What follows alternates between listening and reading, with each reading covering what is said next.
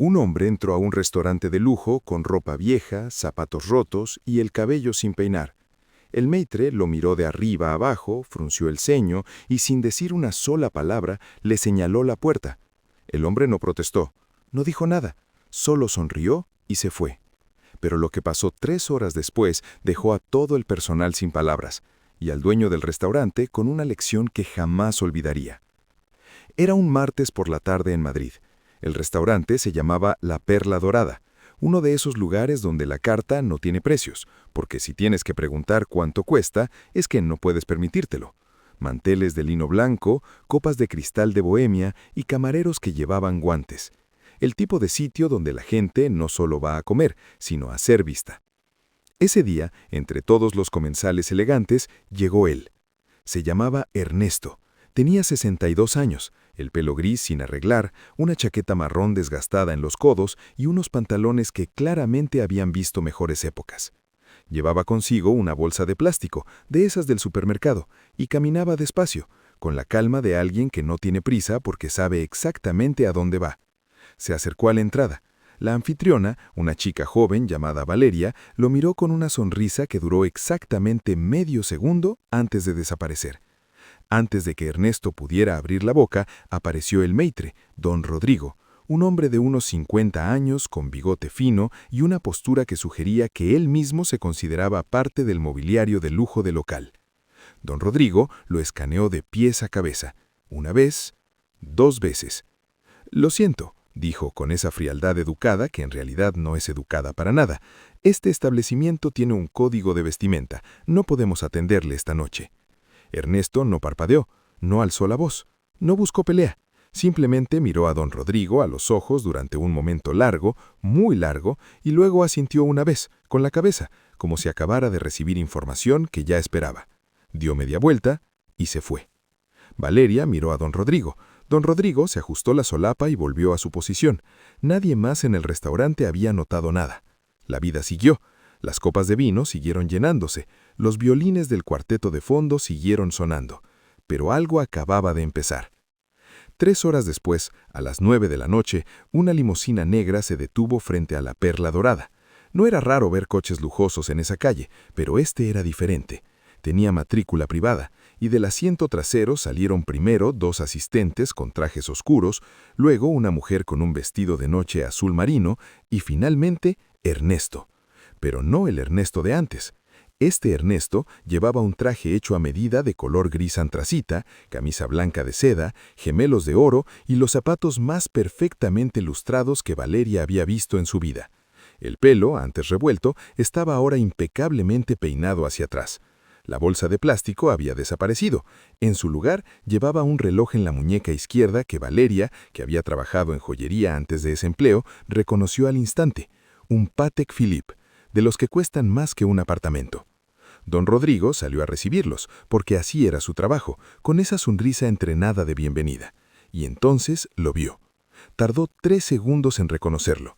3 segundos en los que el color de su rostro hizo un viaje completo, del beige al blanco, del blanco al rojo, del rojo a algo que no tiene nombre exacto pero que todos conocemos como vergüenza pura.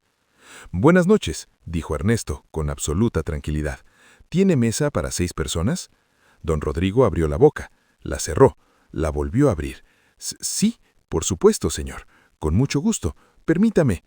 «Antes de que continúe», dijo Ernesto suavemente, sin elevar la voz ni un milímetro, «me gustaría saber si el código de vestimenta sigue vigente esta noche. Quiero asegurarme de que mis acompañantes cumplen con los requisitos». El silencio que siguió fue el tipo de silencio que pesa. Valeria, que estaba a 2 metros, miraba al suelo. El segundo camarero que había oído el comentario de antes miraba hacia la cocina. Don Rodrigo tragó saliva. «Todo está en orden, señor. Bienvenido a la Perla Dorada». Ernesto asintió y entró. Lo que don Rodrigo no sabía, lo que nadie en ese restaurante sabía, excepto los 2 asistentes que lo acompañaban, era quién era exactamente Ernesto García Montiel. No era simplemente un hombre rico que había decidido hacer una prueba, como en esas historias que circulan por Internet. Era algo mucho más específico y mucho más relevante para ese restaurante en particular. Ernesto García Montiel era el nuevo propietario del grupo empresarial que hacía exactamente 17 días había adquirido en silencio el edificio y el negocio de la Perla Dorada, junto con otros 4 restaurantes de la misma cadena. La transacción había sido discreta, como todas las suyas. Su estilo nunca había sido el de aparecer con fanfarria. Prefería observar primero, entender cómo funcionaban las cosas cuando nadie sabía quién era él. Por eso había llegado esa tarde con ropa vieja. No fue un accidente, no fue un descuido, fue una decisión deliberada. Ernesto había aprendido ese método de su padre, un hombre que había construido su primer negocio desde cero y que siempre decía: para saber cómo trata una empresa a sus clientes, conviértete en el cliente que menos les convenga. Y la Perla Dorada había fallado esa prueba en menos de 30 segundos. Durante la cena, que fue impecable en cuanto a comida y caótica en cuanto a atención entre los empleados, Ernesto habló tranquilamente con sus acompañantes. Pidieron el menú de degustación completo, 3 botellas de vino de la carta más alta y postre. La cuenta al final de la noche fue de más de 4.000 euros.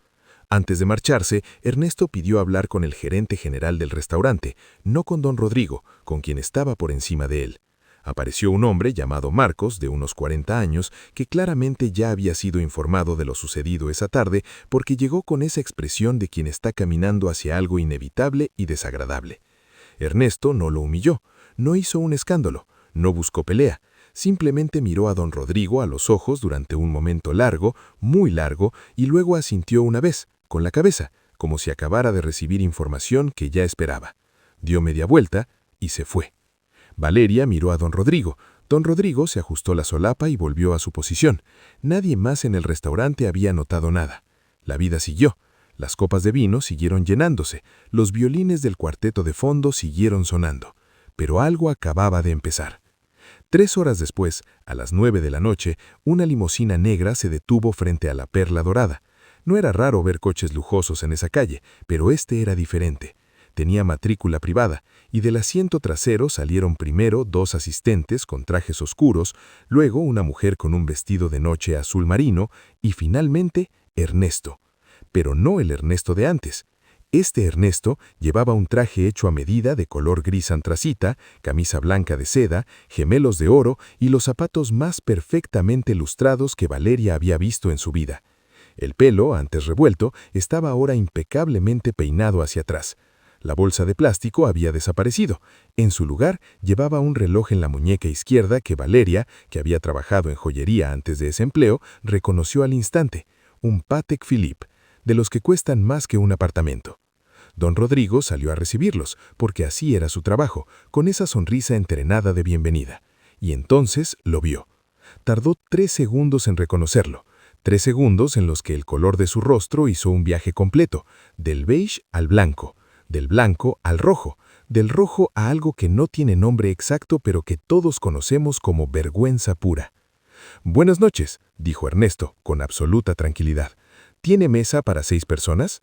Don Rodrigo abrió la boca, la cerró, la volvió a abrir. «Sí, por supuesto, señor. Con mucho gusto. Permítame». Antes de que continúe, dijo Ernesto suavemente, sin elevar la voz ni un milímetro, me gustaría saber si el código de vestimenta sigue vigente esta noche. Quiero asegurarme de que mis acompañantes cumplen con los requisitos. El silencio que siguió fue el tipo de silencio que pesa. Valeria, que estaba a 2 metros, miraba al suelo. El segundo camarero que había oído el comentario de antes miraba hacia la cocina. Don Rodrigo tragó saliva. «Todo está en orden, señor. Bienvenido a la Perla Dorada». Ernesto asintió y entró. Lo que don Rodrigo no sabía, lo que nadie en ese restaurante sabía, excepto los 2 asistentes que lo acompañaban, era quién era exactamente Ernesto García Montiel. No era simplemente un hombre rico que había decidido hacer una prueba, como en esas historias que circulan por internet. Era algo mucho más específico y mucho más relevante para ese restaurante en particular. Ernesto García Montiel era el nuevo propietario del grupo empresarial que hacía exactamente 17 días había adquirido en silencio el edificio y el negocio de la Perla Dorada, junto con otros 4 restaurantes de la misma cadena. La transacción había sido discreta, como todas las suyas. Su estilo nunca había sido el de aparecer con fanfarria. Prefería observar primero, entender cómo funcionaban las cosas cuando nadie sabía quién era él.